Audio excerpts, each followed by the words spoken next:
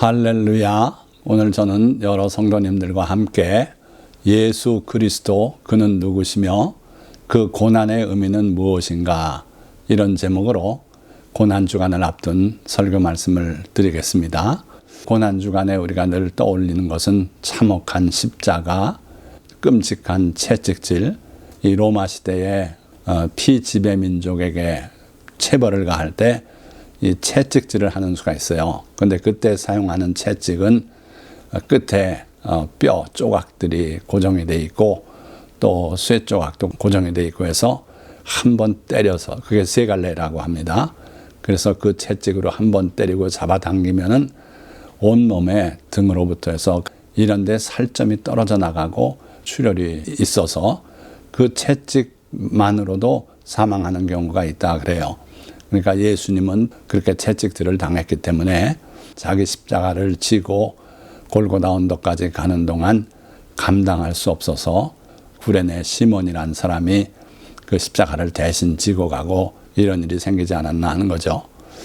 그리고 예수님의 십자가 밑에는 지나가는 사람들, 그냥 지나가면 좋을 텐데 거기서 서서 또 예수님을 쳐다보면서 조롱을 하는 그런 사람들이 있었고요.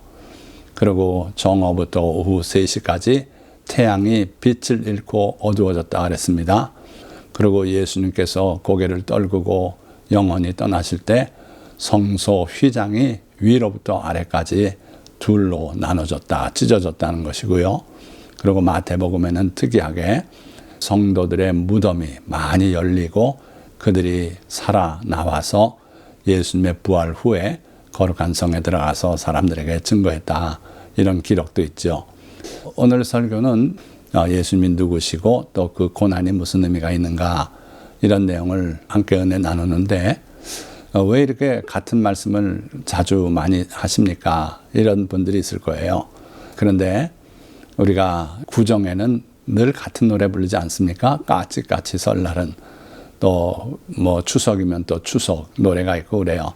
그래서 이런 명절, 절기라는 것은 반복해서 늘 그 노래를 부르고 또 그 말씀을 읽고 이름으로써 또 그런 설교를 듣고 함으로써 우리가 평생 살면서 우리의 신앙이 더 굳어지고 더 바른 신앙이 되게 그렇게 하는 데 뜻이 있어요.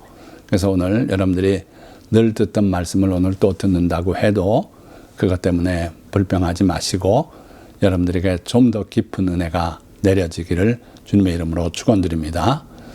자, 그러면 오늘은 두 단락으로 말씀을 증거할 텐데 그 첫 번째 단락은 예수 그리스도 그는 누구신가, 그리고 두 번째 단락은 그 예수님께서 받으신 고난, 어떤 고난이 있고 그 의미는 무엇인가, 이렇게 전하도록 하겠습니다. 자, 그러면 예수님은 누구신가? 태초에 말씀이 계시니라.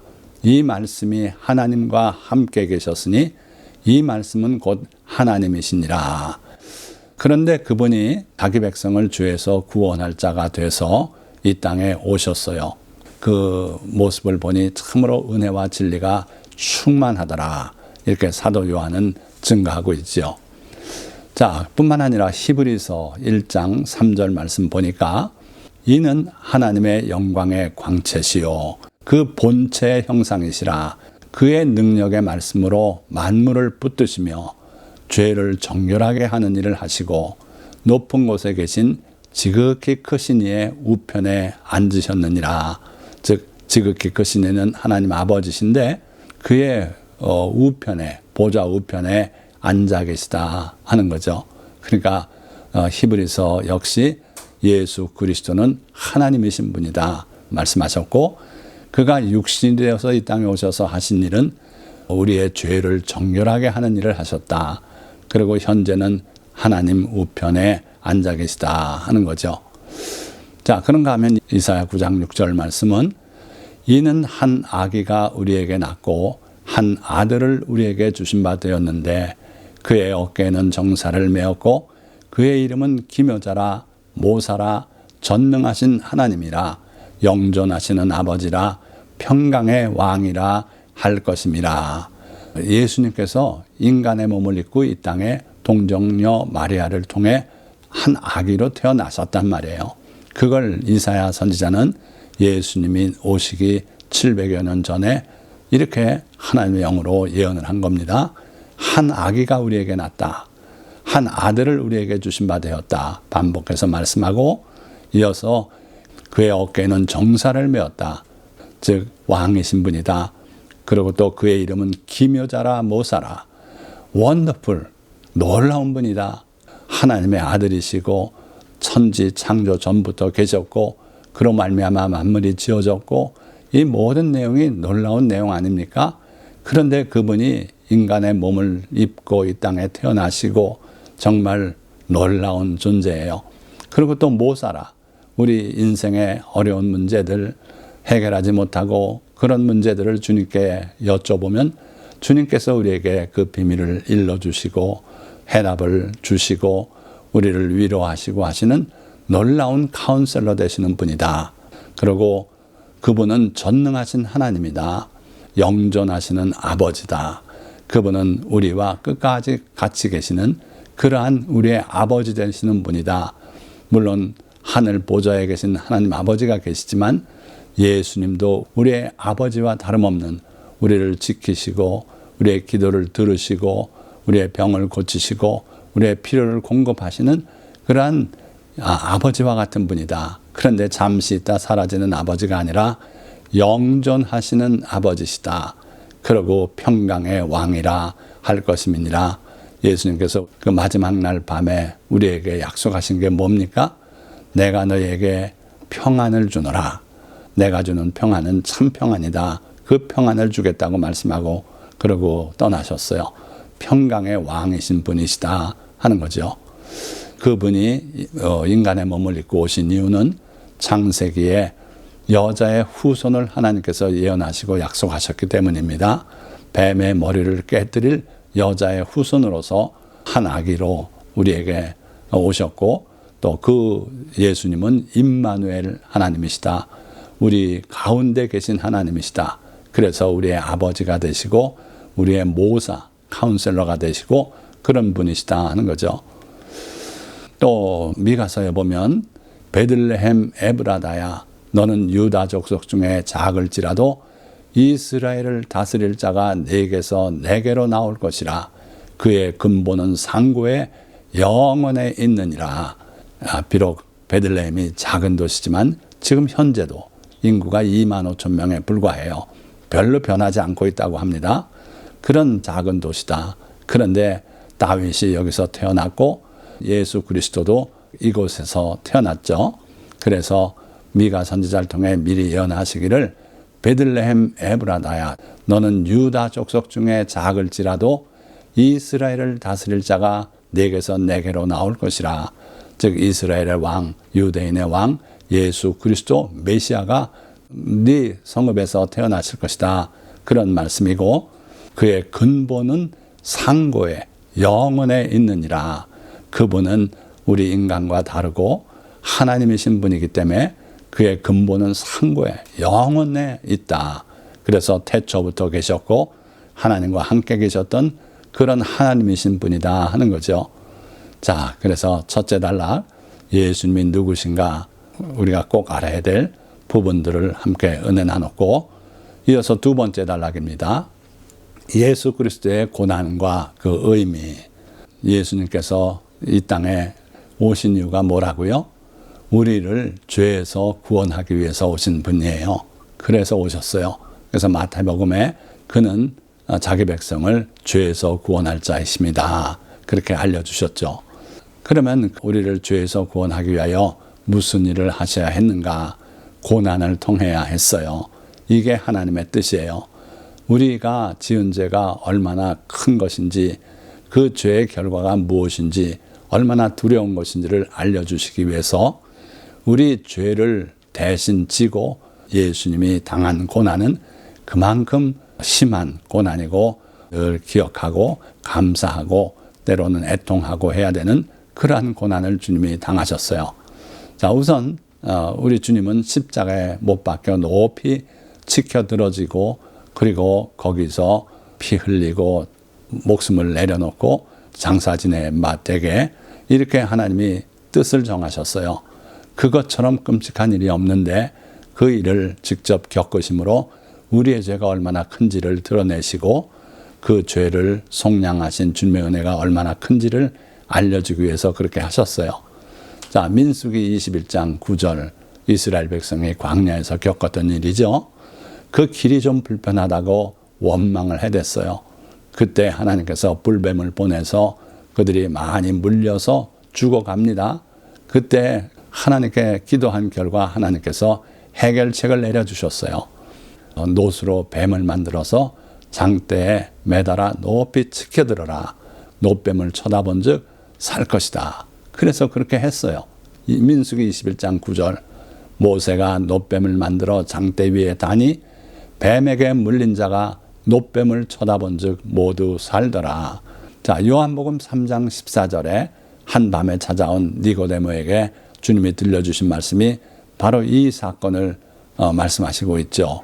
모세가 광야에서 뱀을 든 것 같이 인자도 들려야 하리니.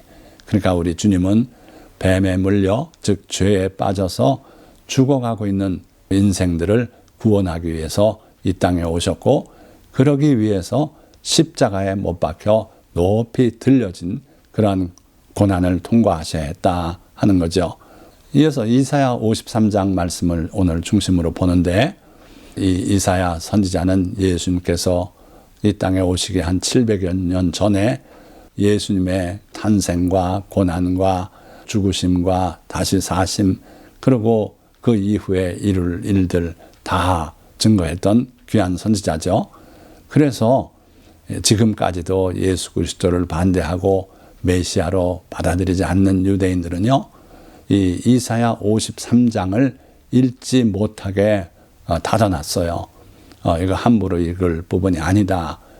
그렇게 해서 금지하고 있는 부분이 이사야 53장인데 그 부분이 바로 예수 그리스도의 정체와 고난 이런 걸 다 잘 드러내고 있죠. 이사야 53장 1절부터 3절 말씀 보니까 우리가 전한 것을 누가 믿었느냐? 여호와의 팔이 누구에게 나타났느냐? 기본적으로 예수 그리스도의 사건은 믿기 어려운 사건이다. 정말 놀라운 사건이다 하는 거죠. 그는 주 앞에서 자라나기를 연한 순 같고 마른 땅에서 나온 뿌리 같아서 고운 모양도 없고 풍채도 없은즉 우리가 보기에 흠모할 만한 아름다운 것이 없도다. 그는 멸시를 받아 사람들에게 버림받았으며 간고를 많이 겪었으며 질고를 아는 자라. 마치 사람들이 그에게서 얼굴을 가리는 것 같이 멸시를 당하였고 우리도 그를 귀히 여기지 아니하였도다. 아무리 우리가 예수님에 대해서 전해도 인간적인 이해력을 가지고는 예수님을 받아들이기 어렵다는 거예요. 예수님은 우리가 흠모할 만한 그런 아름다운 것도 없는 분이었다. 그래서 많은 사람들이 예수님을 귀히 여기지 않았다. 요한복음에도 자기 땅에 오매 자기 백성들이 영접하지 아니하였으나 기본적으로 예수님을 보고도 영접하지 않더라는 거예요. 흠모할 것이 없는 그런 분이셨다. 또 다른 면에서는 건축자가 버린 돌이 집모퉁이의 머릿돌이 되었다는 시편 118편 22절의 말씀처럼 예수 그리스도 사람들은 멸시하고 버리고 했지만 하나님의 아들이시고 그분이 우리를 구원하기 위해서 오셨고 우리를 위해서 고난받고 그렇게 해서 결국 하나님의 아들로 높이 들림받게 되었다 하는 거죠. 자, 이어서 4절에서 6절 말씀 보니까 그는 실로 우리의 질고를 지고 우리의 슬픔을 당하였거늘 우리는 생각하기를 그는 징벌을 받아 하나님께 맞으며 고난을 당한다 하였노라. 그가 찔림은 우리의 허물 때문이요 그가 상함은 우리의 죄악 때문이라. 그가 징계를 받음으로 우리는 평화를 누리고 그가 채찍에 맞음으로 우리는 나음을 받았도다. 우리는 다 양 같아서 그릇 행하여 각기 제 길로 갔거늘 여호와께서는 우리 모두의 죄악을 그에게 담당시키셨도다. 아멘. 할렐루야. 얼마나 감사한 말씀 아닙니까? 바로 이사야 53장이 예수 그리스도를 드러내는 핵심적인 장이라면 그 중에서 또 4절에서 6절 말씀이 핵심의 핵심이다. 예수 그리스도의 십자가 고난 우리와 별 상관없을 것 같이 생각하는 사람들이 많이 있어요. 그러나 오늘 이 말씀 보니까 그렇지 않다. 예수 그리스도의 고난은 바로 우리 때문이다. 그래서 이 본문 4, 5, 6 세 계절에서 우리라는 말씀이 7번이 나와요. 그러고 그가 또 7번이 나옵니다. 그러니까 그는 예수님 아닙니까? 예수님이 이러한 고난을 받은 것은 바로 우리 때문이라는 거죠. 그래서 우리의 질고를 지고 고난을 당하셨다. 우리의 슬픔을 당하셨다. 그리고 그가 찔림은 우리의 허물 때문이다. 그리고 그가 상함은 우리의 죄악 때문이다. 다 우리예요.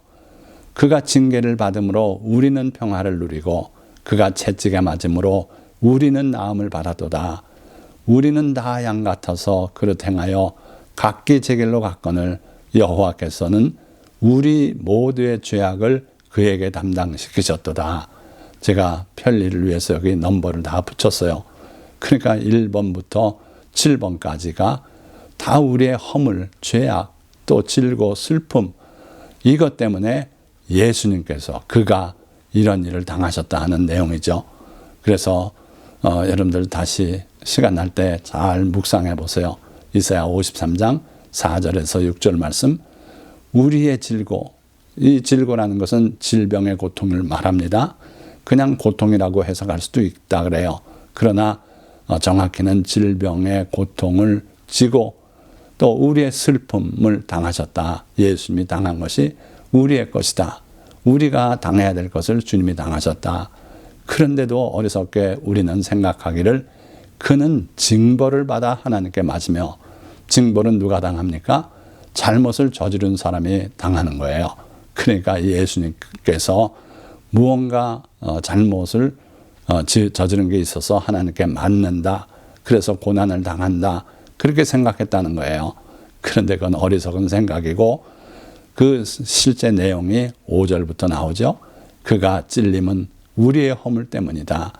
그가 왜 찔리냐? 창에 왜 찔리고 못에 왜 찔리고 가시면류관을 쓰고 장대로 머리를 맞아서 이마에서 피가 흐르고 그런 찔림이 왜 있는 것이냐? 바로 우리 허물 때문이다.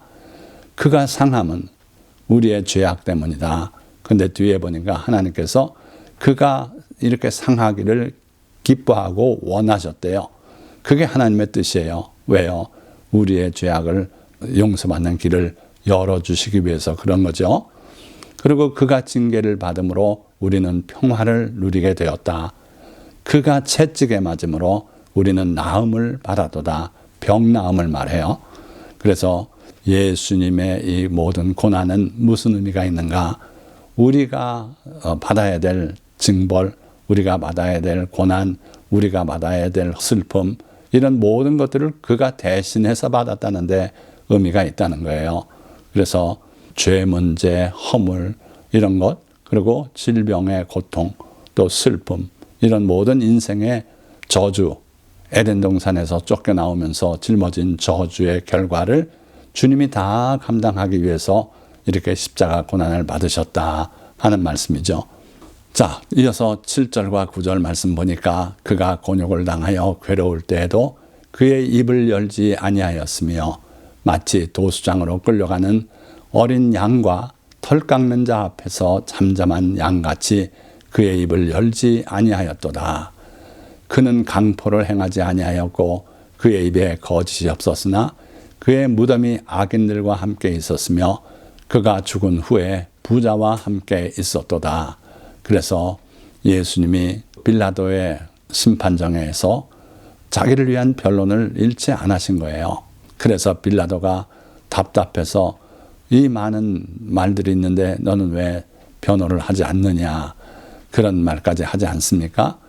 마치 털 깎는 자 앞에 잠잠한 양같이 그 입을 열지 아니하였도다. 여러분들 양털 깎는 장면 보신 적 있습니까? 참 그 불편할 텐데 양으로서는. 그런데 일단 깎기 시작하면 아무 소리 안 하고 털을 다 깎을 때까지 그냥 견뎌요. 참 신기하죠. 바로 그 모습을 말씀한 거예요. 그래서 우리 주님은 털 깎는 자 앞에 잠잠한 양같이 그의 입을 열지 아니하였다. 그리고 죽은 후에 부자와 함께 있었도다. 즉 아리마대 요셉의 무덤에 안장이 됐었다. 이게 놀랍게도 예수님 오시기 700년 전에 예언이 돼 있었다 하는 거죠. 그런데 더 놀라운 것은 여호와께서 그에게 상함을 받게 하시기를 원하사 질고를 당하게 하셨은즉 하나님께서 원하셨다는 거예요.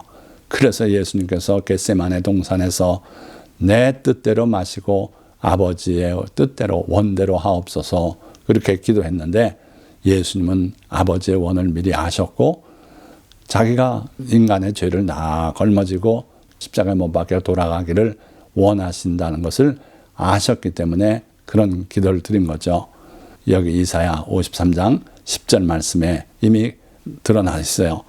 여호와께서 그에게 상함을 받게 하시기를 원하사, 그것도 그냥 그렇게 되면 좋고 뭐 이런 게 아니라 간절히 하나님도 원하셨어요.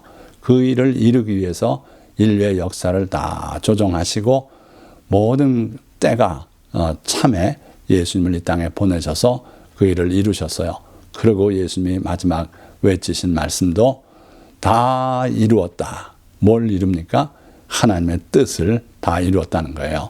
그래서 그의 영혼을 속건제물로 드리기에 이르면 인류의 죄를 속하는, 용서받게 하는 그런 제사죠. 자신이 그 제물이 되는 거죠.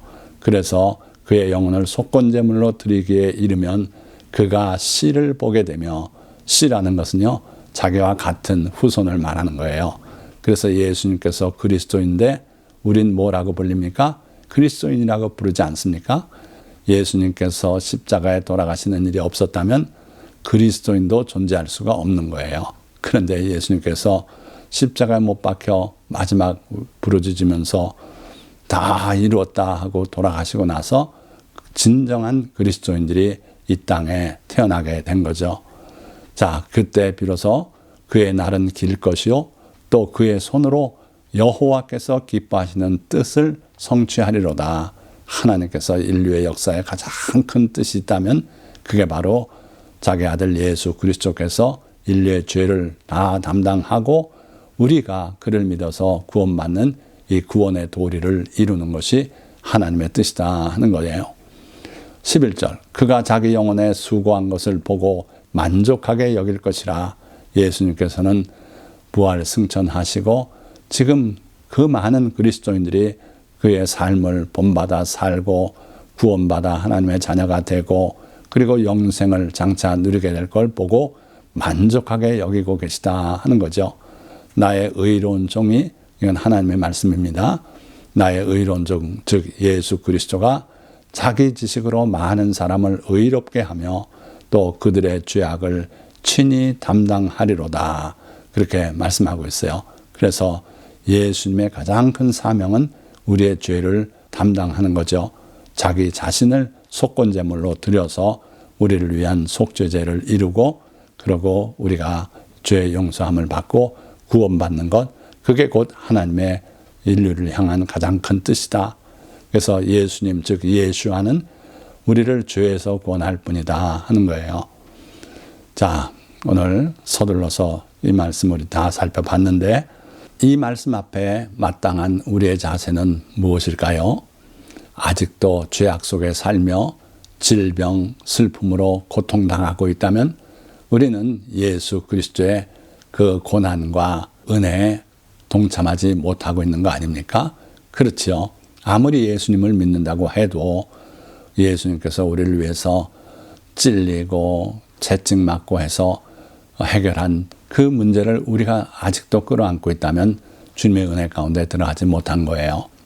그리고 죄악 속에 살고 있으면서 그 죄를 회개하지 못하고 떠나지 못하고 있다면 그것 역시 예수 그리스도의 은혜에 들어가지 못했다 하는 거죠. 그래서 주님이 주시는 병나음, 평강, 죄사함, 이걸 우리가 체험하며 살아야 예수님께서 십자가를 지시고 고난당하신 그 모든 고난이 의미를 갖게 된다. 그래서 여러분들 기도할 때 여호와 라파, 우리를 치료하시는 하나님, 또 여호와 샬롬, 우리에게 평강을 주시는 하나님, 그리고 자기 백성을 죄에서 구원할 자 예수와 예수 그리스도, 그 은혜를 간구하면서 병 고침 받고 또 죄사함 받고 마음의 평강을 누리고 슬픔 대신 기쁨을 누리는 여러분들이 다 되시기를 예수 그리스도의 이름으로 축원드립니다. 그래야만 예수님께서 고난당하신 그 고난이 보람있는 일이 되는 것이죠. 자, 말씀을 맺겠습니다. 예수님은 창세전부터 하나님과 함께 계셨던 말씀이며 하나님의 아들이십니다. 그 말씀이 육신이 되어 이 땅에 오신 것은 우리를 죄에서 구원하시기 위함이었습니다.